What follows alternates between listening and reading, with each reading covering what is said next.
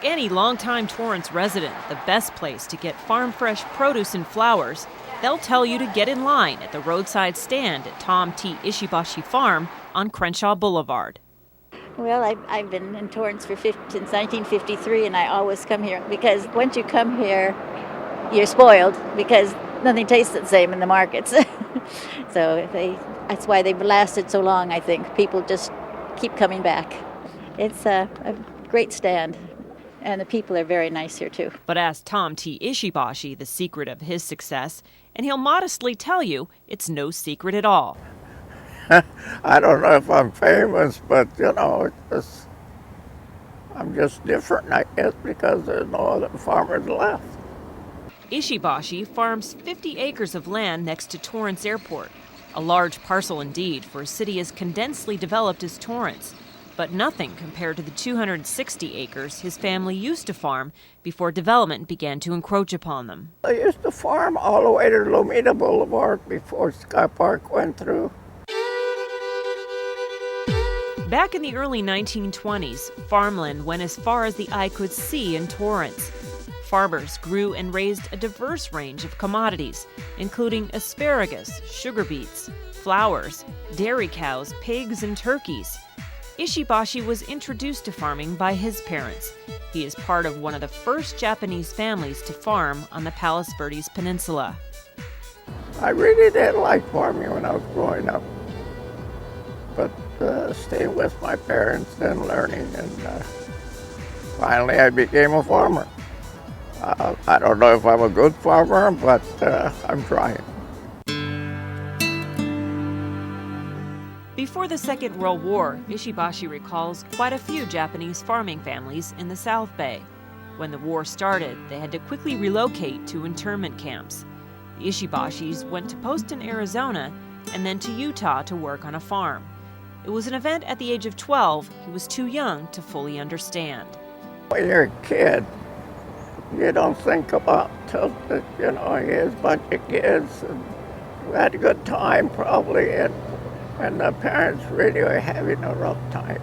It was tough for them, because now that I'm older and I hear the older people talk about parents, and they did have a rough time. After the war, the Ishibashis returned to farming in Palos Verdes. In the late 1940s, his cousin obtained a lease to farmland in Torrance next to the airport. Tom joined him in the 1960s, eventually bought out his land, and has been here ever since. We have all our customers, that we became friends with, not just people that came to buy, but we got to know their name and the family. The farm in Torrance has long been an Ishisbashi family affair. His wife Maya ran the stand until her passing a few years ago. Kids, grandkids, nephews, and nieces all pitch in to help out. It was great for our family because it made all of us closer. Because if we didn't have the farm and my aunt and uncle, my cousins and I wouldn't have spent so much time together. So it was a great way to grow up. While other farms in Torrance were gradually replaced by development in the 50s and 60s, Ishibashi's location has kept him in business. The reason is the City of Torrance owns the airport, and there's lots of land they can't build on. So I'm very fortunate that I'm still here. While Ishisbashi Farm is probably most famous for its sweet, ripe strawberries, its colorful variety of flowers are also in high demand. Ishisbashi continues to grow some of his mother's favorites, including sunflowers, sweet peas, and poppies.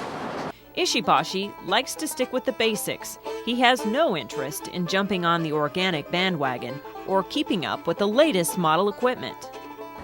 I figure as long as the old stuff is doing the job, I'll just keep fixing it and keep going. So if anybody wanted to start farming now from scratch, it costs a lot of money. It's hard. Hard and not as profitable as it used to be. With competition from farmers markets and backyard gardeners, farm fresh produce is in no short supply. Still, while he doesn't encourage the next generation to carry out his legacy, Tom T. Ishisbashi has no plans to retire. when the doctors tell you got to keep going and keep farming to stay healthy, I think I'm going to keep trying. And residents of Torrance continue to benefit from that advice. Take care. Say hi to Karen. I will. You don't want it back? Nah, I'm fine. Thanks. Thank you. See you later. Bye. Colleen Farrell with the Centennial Oral History.